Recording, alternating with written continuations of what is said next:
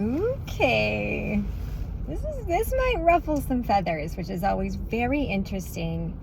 Like, wow, I'm a little bit of a feather ruffler. You know, I like to play with feathers.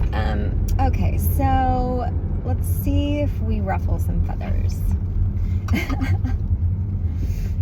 I was just in a contemplation about transitioning.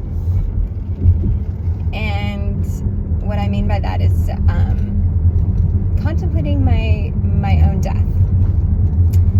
and what that moment could be like. And it was such a vision of like just such peace and joy and love, and just having experienced so much of that in life, and just saying bye for now. and then leaving this body and just returning fully to source, the source of love, the source of joy, the source, like, woof, it feels amazing. Source energy feels absolutely amazing. Heaven, right? Heaven. So, contemplating my own death this morning, and with that, started to feel like how life just started going by really fast. Like the years seem like they're going by faster. And as I gain in years, it kind of feels like that keeps happening. And it's like, we know that in the construct of time, it's not less. Like there's just 24 hours in a day, apparently. That's how we calculate it, right? Or that's how it's told as a construct. But sometimes they can go by slow, like days can go by slow, and sometimes days can go by fast. And what I feel like I've recognized in some wisdom that I've learned from humans who have lived the longest is that when you have slower, peacefuler days, you can tend to live longer. Our stress ages us. And I was like, that's interesting. And it went into this whole application of that within working classes. And that perhaps there was a point when the very wealthy, very resourced, who could have slow, peaceful days. And then there was the lower class, right? That had to work and work and work and work and work just to get by and be in stress and be in like go, go, go mode. And that it was an interesting way to see a correlation between that and the life expectancy of a human. You know, we used to have a life expectancy of like 40. Wow, isn't that fascinating? What happened in the course of natural evolution that then those lifespans would extend? So now our life spans are longer. You can definitely, for the most part, the majority, not that there isn't premature or what feels like premature death. My mom died at a place that I felt was premature because she was only 64. But, you know, that resistance, when I say it feels premature, like she was taken too young, has more to do with me not trusting in the destiny of life. But that's kind of like its whole other video. But if we started extending our life expectancy, it's like, why would that happen? And there seemed to drop in this connection between needing to make more money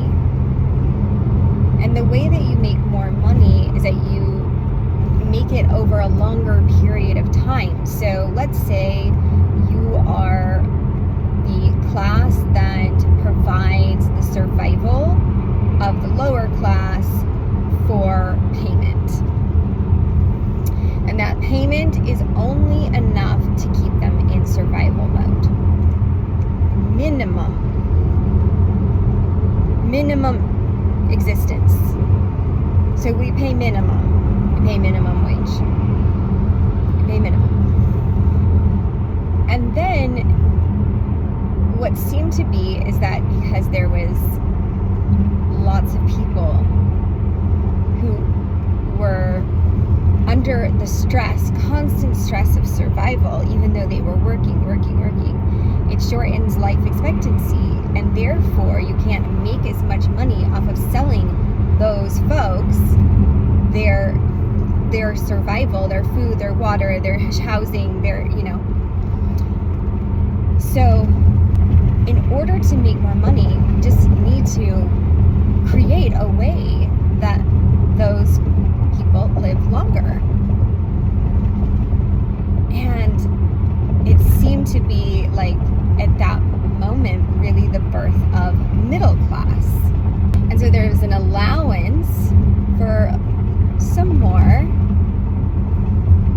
people to live and be funded in a way where, yes, they work, but they're paid more. They're paid more for their work. It's given a different value.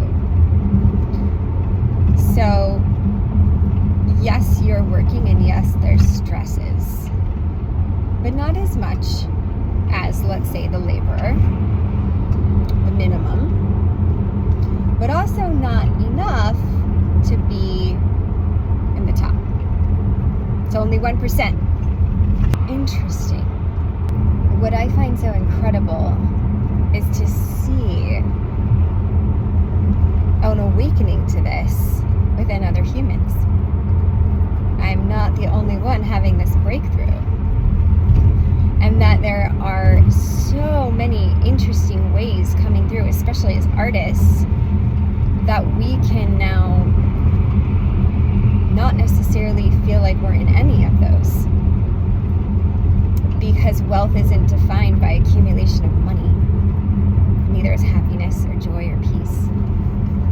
And that actually it feels really amazing to live very simply and feel so resourced.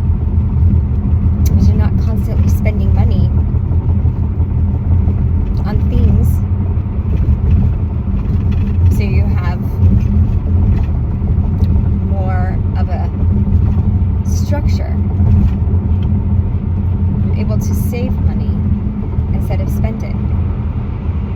Because there's very few attachments outside of survival and joy and pleasure that are identified, that a physical thing that we spend a lot of our money on, possessions,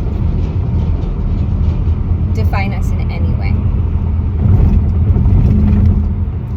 And really, I feel as an honor in my generation to witness the youth and the younger generations who are really sharing this message and taking a stand for their own lives and pulling out of this patriarchal construct that consumerism is definitely a part of. So the invitation is, in order to dismantle those systems, we just need to remove ourselves from them first. So what is, even it's just the smallest thing, sometimes I say micro step, right? That you feel like you can do for yourself in your life that helps you slow down a little bit more. Whatever that is, if it's saying no to less activities, saying no to being like on the go, do. Is it seeing where you could stop spending so much money and know what it feels like to to have it, to save it, to invest it, and not just be like an intake and an outtake within like a consumerism cycle? What is it? Like, it's like, find something and explore it. Explore what it would mean to have a life where you are moving and taking in each day and slowing down a little bit. Think of it as the ultimate vitamin for longevity. See what happens.